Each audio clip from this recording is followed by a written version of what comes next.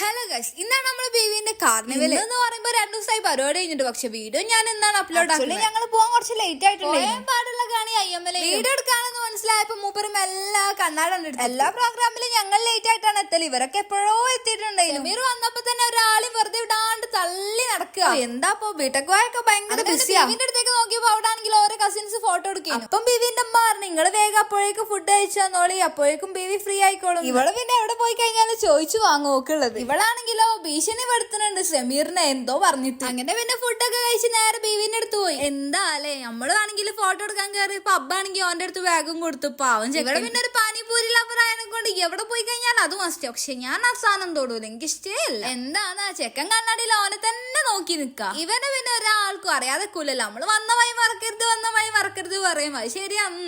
ചെക്കൻ വീഡിയോയിൽ കാണുന്ന പോലെ ഒന്നല്ല കേട്ടോ, ഒരു പാവം നിഷ്ക. പിന്നെ ബേബിന്റെ അനിയത്തിന്റെ നല്ല അടിപൊളി ഡാൻസ് ഒക്കെ ഉണ്ടായിരുന്നു. പിന്നെ അങ്ങോട്ടേക്ക് ഫുൾ എനർജിയിൽ ഡാൻസോടെ ഡാൻസ് ചെയ്യും. എനിക്ക് ഇവിടുന്ന് എന്തോ അടിച്ചു വരാന്ന് തോന്നുന്നുണ്ട്. അപ്പൊ ഇന്നത്തെ വ്ളോഗ് ഇത്ര തന്നെ ഉള്ളൂ. അപ്പൊ ഓക്കെ, ബൈ ഗൈസ്.